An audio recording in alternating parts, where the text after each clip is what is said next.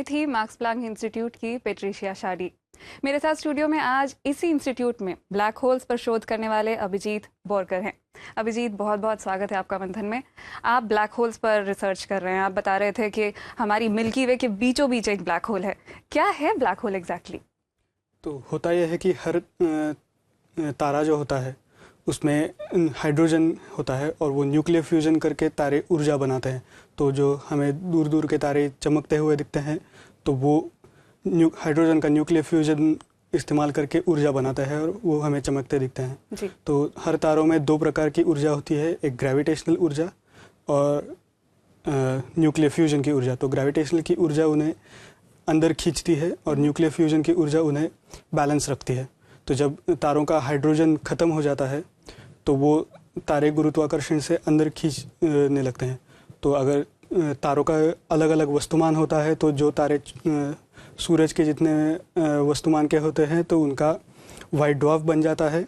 जो तारे सूरज से ज़्यादा बड़े होते हैं उनका न्यूट्रॉन स्टार हो जाता है और जो तारों का वज़न सूरज से 3 गुना से ज़्यादा होता है तो उनका गुरुत्वाकर्षण इतना ज़्यादा बढ़ जाता है कि वो उसमें से प्रकाश बाहर नहीं निकल सकता, तो वो ब्लैक होल बन जाते हैं। जी, आपने बताया कि बहुत नॉर्मल सी बात करते हुए आपने बताया कि जिन तारों का आकार सूरज से 3 गुना से भी ज़्यादा होता है, यानी आसमान में हम सूरज की तुलना में जिन छोटे छोटे तारों को टिमटिमाते हुए देखते हैं वो वाकई में इतने बड़े होते हैं।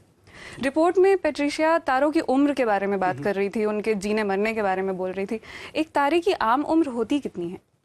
तो जब तारा बनता है तो उसकी उम्र जानी जाती है, वो कितने फास्ट हाइड्रोजन खर्च करता है उससे।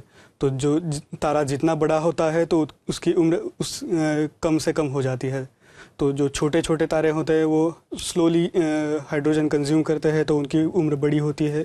सो अगर आप सूरज जैसा तारा लें तो उसकी उम्र 10 बिलियन साल तक हो सकती है। अगर आप बहुत ही बड़े तारे लें जिनका वस्तुमान 10 सूरजों जितना होता है तो उनकी उम्र 5 से 10 मिलियन साल ही होती है। जी, 10 बिलियन यानी 10 अरब साल की उम्र होती है। तारों की जहां हम बात कर रहे हैं, तारों का टूटना फिल्मों में दिखाया जाता है, बड़ा रोमांटिक होता है। तारा टूट रहा है, कहते हैं कि टूटते तारे को देखकर अगर आप आंखें बंद करके कुछ मांग लें तो वो पूरा हो जाता है।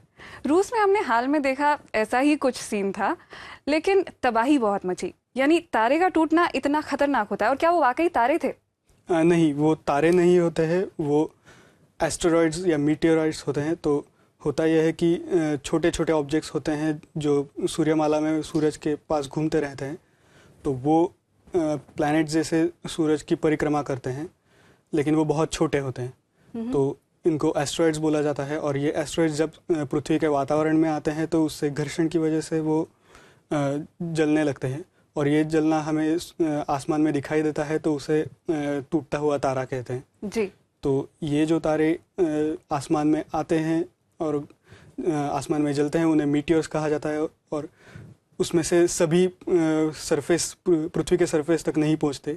जो पहुंचते हैं उनको मीटियोराइट्स कहा जाता है। बाकी के एस्टेरॉइड्स वो आसमान में ही जल के राख हो जाते हैं। जी, यानी टूटता हुआ तारा वाकई में तारा है ही नहीं। आप मीटियोराइट और एस्टेरॉइड की बात कर रहे थे, उल्का पिंडों की बात कर रहे थे। इन दोनों टर्म्स में फ़र्क क्या है? तो एस्टेरॉइड जो होते हैं वो कौन सा भी ऑब्जेक्ट जो सूर्यमाला में घूमता है सूरज के आसपास और वो प्लैनेट जितना बड़ा नहीं होता, उनको एस्टेरॉइड बोलते हैं।